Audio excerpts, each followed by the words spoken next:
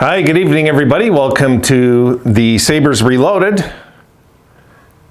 Whoops. Hi, good evening, folks. Welcome to Community Generated. This is a video on this channel, if you're new here, that takes requests for videos. Or at least I try to take requests for videos.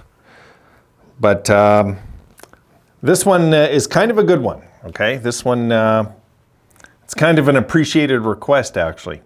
So let's look at the clip.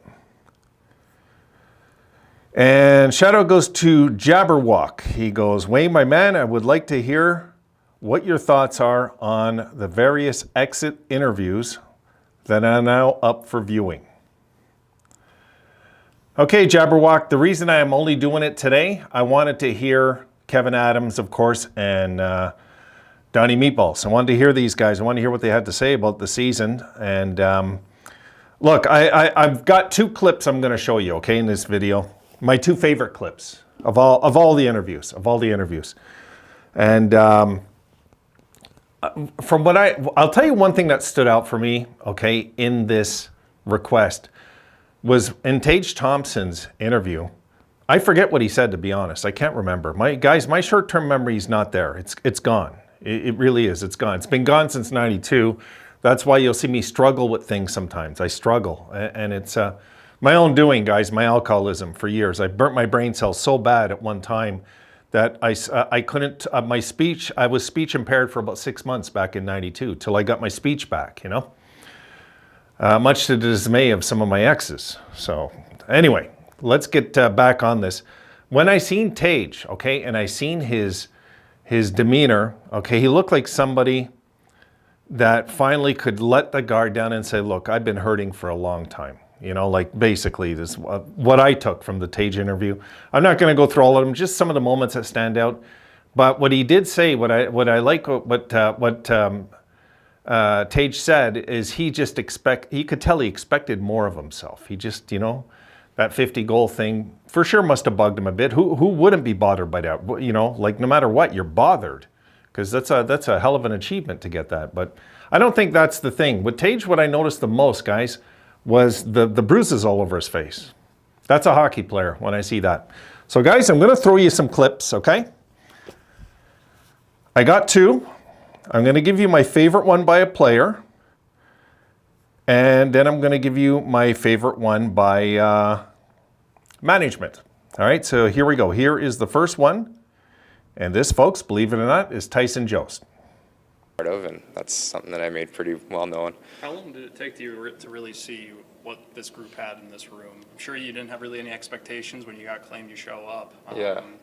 I mean, honestly, in the first week, I was like, holy smokes, there's something really special here. I mean, I came in and we were on the 8-game losing streak. So I think my first game back was when we snapped that losing streak. So I came in with not knowing what to expect or what direction the team was in. And Buffalo being out east, I was not very familiar with anything really going on with this organization. And after the first week, I remember giving a call back to my grandma and my grandpa and my mom, and I was like, holy smokes, this is a really, really special group. And yeah, it's just cool. It's so much promising future here for the Sabres, and I want to be a part of that.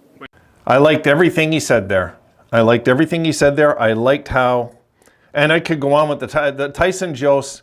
For me, the Tyson Jost interview was my favorite. It just was my favorite. And believe me, it wasn't something I planned. It was just one, it really, you could tell he loves it in Buffalo.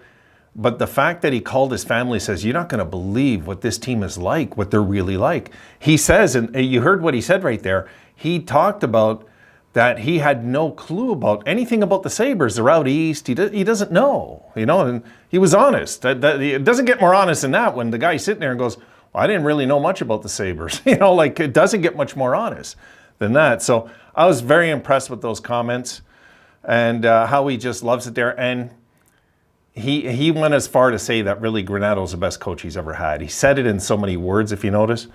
And I think he didn't want, he realized he was kind of not taking shots at the old organizations, but saying that this one is better where he is.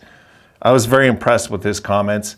And he was taken back by just how healthy the dressing room was. That, for me, guys, means everything. So that was my favorite one there.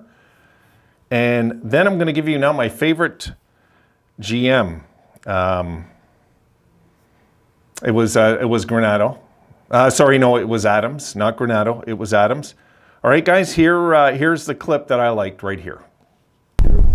This trajectory continues and you make the playoffs. I mean, as good as this season was, what guarantee do you have for next year? You want me to guarantee what we're going to do next year? Well, assurance that, I mean, there seems to be a level of satisfaction that this team that came close to making the playoffs.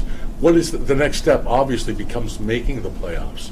And what assurance can you provide, or what confidence do you have that this can happen next year for a team that's been waiting for this long, but not this many?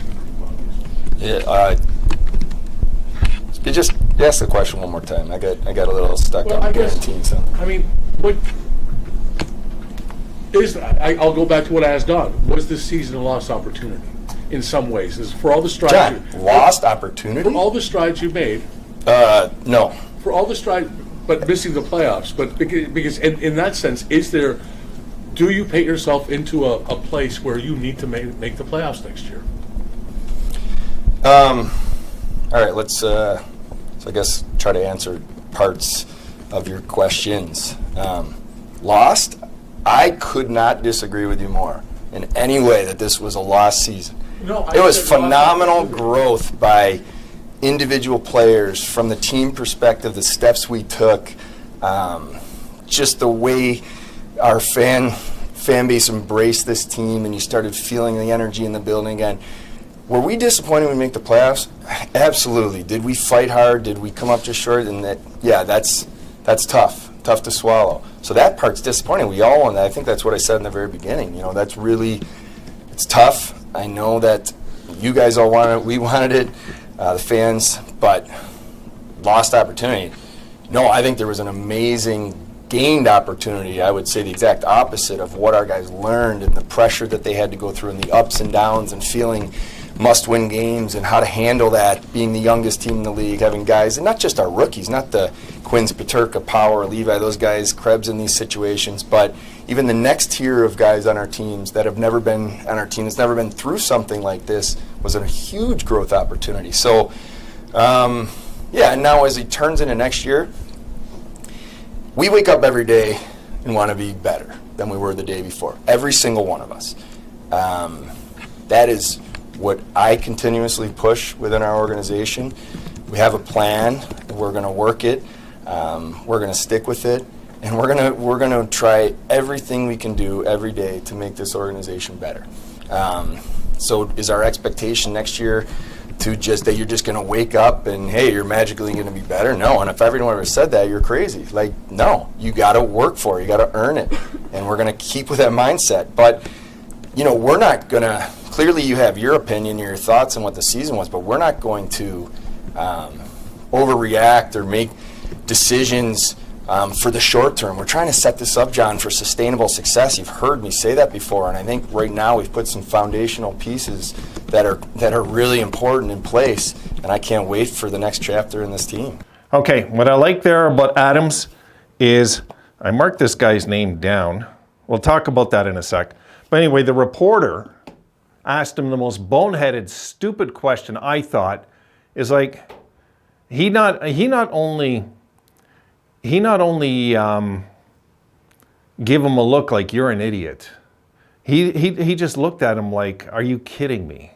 Of all the progress we made. Like, this is where the real fans can see what's going on with this team, okay? The real fans can, the fans that want the now just don't understand rebuilds, guys. They don't. And I don't blame them because they haven't been through one. I've been through one. Some of us guys that are older, we've been through the 80s rebuild. We know how remember that era where the Sabres sucked for how long? No playoff win for 10 years. We went through it. And this guy's basically saying a lost opportunity, and it's like, are you kidding me? Like, we cashed in on the opportunity of this year. We didn't regress. We progressed all year long, you know? So I was happy the way he said that. What was this clown's name here? Maybe some of you guys can tell me. What's his reputation out in Buffalo? I won't lie to you guys. I don't know this guy. At first I was, is that Harrington? I wasn't sure who it was. And for doing a little digging, I believe it's a guy called John Worrell, Warriors. Who are the Warriors?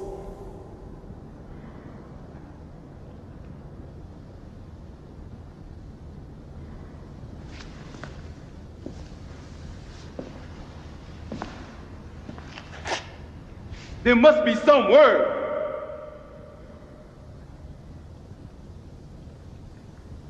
I want them all. I want all the warriors. I want them alive if possible, if not wasted.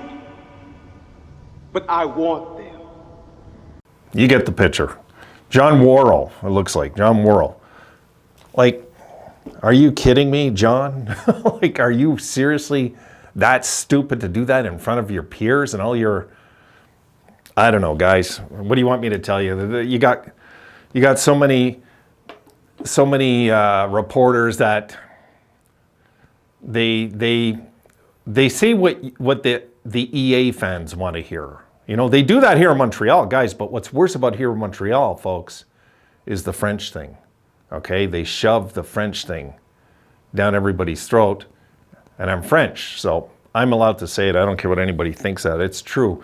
You don't bring politics into sports. You just don't. You don't.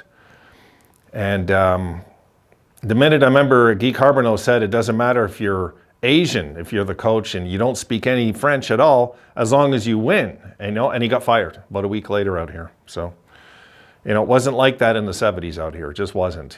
Back then it was, it was an equal thing with the team, even though the province was struggling with that issue still. But, going back to this John Worrell, I guess I got it right, character. No, I'm not going to put that Warriors clip again, don't worry. But, I think he was just out of line, and I'm glad Kevin Adams made him feel like 2 cents there. So that was my take there. So, Jabberwock, that's my thoughts on it. I liked what everybody basically had to say, and the truth is the only one I haven't checked out yet is Kyle Okposo, and I keep meaning to, and it keeps getting backtracked because then another one will come, and another one will come, and I think it's the only one I haven't heard yet, so I got to check his out. But they pretty much are all in sync when it comes to believing that they wish it could have been a happier ending. But they do realize now, in retrospect, what they accomplished this year. And for me, that's good. It is. It's good. And it sucks we missed, yes. But at the same time, what are we going to do? Are we going to cry about spilled milk, really? Or are we going to look at the good that happened this year and use that as a reference for what we might see very soon in the future? I think this team, folks, is going to be a Stanley Cup winner. From what I see in that dressing room and what I heard overall, I see Stanley Cup. That's just the way I see things. I wasn't always feeling like that. Not too long ago when I'd see Jack in interviews, I didn't feel too good. So, and especially Kruger. Kruger for me was worse to watch than Jack Eichel. And Jack Eichel, I cringed watching. But Kruger, I can't even put it in words. So I'm going to leave that.